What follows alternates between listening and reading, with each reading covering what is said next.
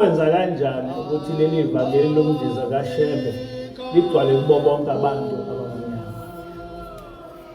Kodwa kusobala ukuthi izimishini zabamhlophe ezafaka leli vangeli kubantu ukuze abantu bangaze bazi ukuthi esizweni sakube kwake kwaba khona umprofeti kaJehova. Kodwa uShembe wagcina nje engumprofeti wamanga.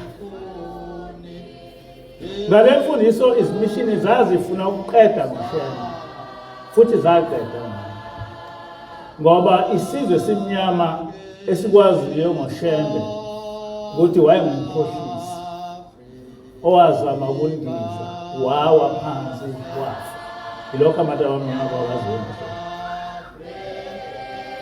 Kwathi sengiqede isikole ngase ngithumela eShashalazini ngithi abavele obala abawaziyo umlando wokufa kaShembe. Kodwa bonke bangena ezintambeni. Kwatholakala ukuthi yinto abayifundiwe ngabamhlophe. Ilona lo wathi ngeze kusho njalo.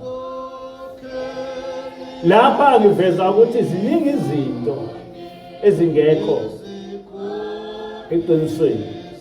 Kodwa ubukhona bazo esifundiswe ngabamhlophe nathi sagcina sikholwa ukuthi zikhona. Akakho ngaphika ukuthi sikhule siye saba kangakanani ANC. Sifundiswa ukuthi i-terrorist organization eyingozi enkulu kubantu abamnyama. Safundiswa kakhulu ngamakhomanisi angamaRussia nokuthi lesi sizwe uma sike sasiphatha lapha eSouth Africa sosibhekaza kakhulu. Kodwa namhla ngifisa ukucacisa ngodaba luka-former president uMsholozi.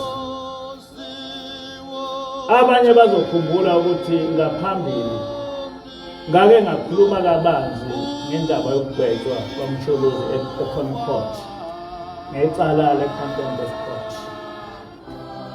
Okumele abantu bakwazi ukuthi sonke sifunda umthetho ofanayo. Akukhathalekile ukuthi ungummeli, ungumshushisi, uyimantshi noma uyijaji. Umthetho munye. Mina ngaqala ukuba senkantolo ngingumshushisi ngo-1977. Abaningi benu babengakazalwa. Ngaba iManke District Court kusukela ngo-1985. Ngagcina sengiyiManke Regional Court engithathe impesheni ngo-2013. Uma usuke ngumehluleli enkantolo isikhathi eside njengami, i-court procedure uyaye uyazi ngekhaya. Safundiswa ukuthi othetha amacala enkantolo akumele atholakale ezibandakanya emhlanganweni yomphakathi ngaphandle komhlangano oqondene nodaba oluguma ngokuthuthukisa umthetho. Isizathu salokho ukuthi akufuneki ukuthi uthi uyimantshi ukwehlulela kwakho kwenze abantu basole ukuthi emphakathini uchemena nohlangothi oluthize. Uma ubona ukuthi kunendaba osuyazi kakhulu ongase ucheme kuyo, kumele uvele ungalithethi lelo cala. Ngoba isisho somthetho sithi justice must not only be done but must be seen to be done. Ubulungiswa akudingi ukwenziwa kuphela, kodwa kudinga abantu babone ukuthi kwenziwa. Kubalekile ukuthi uma uzothetha icala ungalwazi udaba ngaphambi kokuba lufike kuwe. Kodwa uma kwenzekile ukuthi walwazi, uma ususenkantolo ungaluthathi ngokuthi uyalwazi, kodwa ulandele umthetho njengoba unjalo.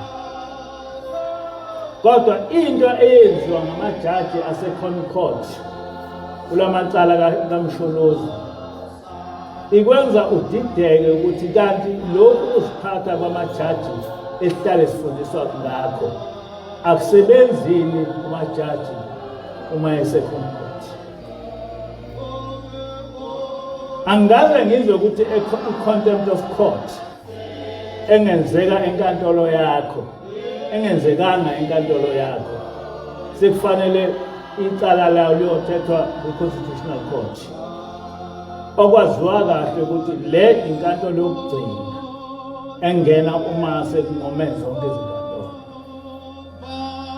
Kuleli cala okuyi-contempt of court wahlangana namajaji awu-8 ukuzothetha icala elinesigwebo esezinyanga ezisithupha noma nenhlawulo. Kungayikho ukuthi leli cala ledlulisiwe kule nkantolo. Ngamanye amazwi le-contempt of court eyenzeka ku-Justice Zondo yavele yathathwa i-Con Court ingazange idlula ey'nkantolo zonke ey'ngaphansi kwayo. Lokhu kuthetha leli cala i-Con Court kwakungukudinile.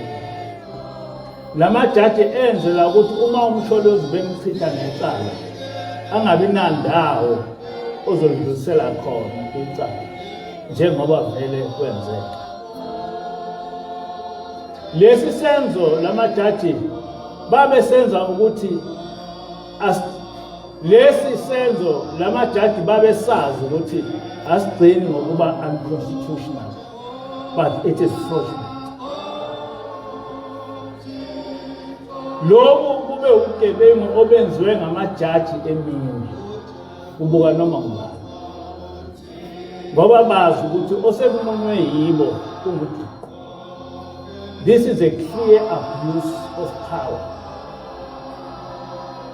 I-contempt of court iyi-criminal offense ngoba uma ulahlwa icala kufanele ugwetshwe. Kwi-criminal case umuntu ulethwa yi-warning enkantolo. Uma engezanga enkantolo imantshi ikhipha i-warrant of arrest ngayo umboshwa olandwa ngamaphoyisa emlethe enkantolo. Angaze ngizwe ukuthi kwi-criminal case kungathethwa icala lomuntu engekho enkantolo engakaze akhishelwe i-warrant of arrest emletha phambi kwamafilini. Lokhu kungenzeka kwi-civil case ngoba kuyo olahlwe icala usuke engazukuboshwa,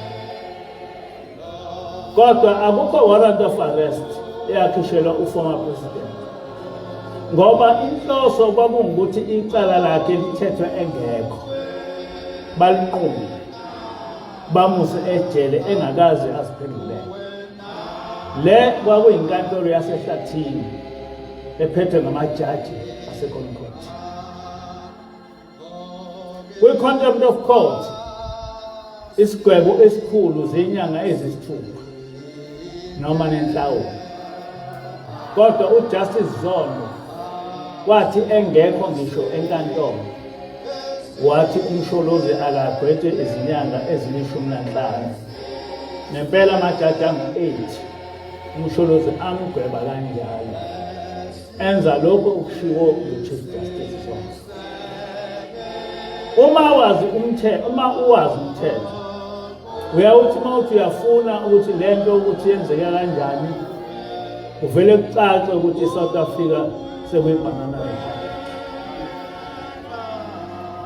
Umuntu engaphushulelwa isigwebo uma eseke wabane icala elifana nalelo ngaphambi lokhu kuthiwa previous conviction, kodwa umsholozi wavele wagwetshwa ngamajaji ngokusebenzisa inzondo uzondo onayo ngomsholozi, umthetho wabekwa eceleni. Yini enye i-contempt of court umsholozi owayegwetshelwe yona ngayo eyenza agwetshwe izinyanga ezili-15.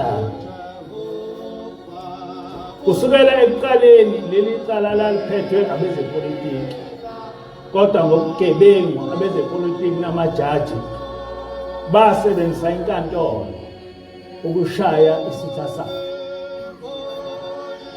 Yikho uChief Justice Mufweng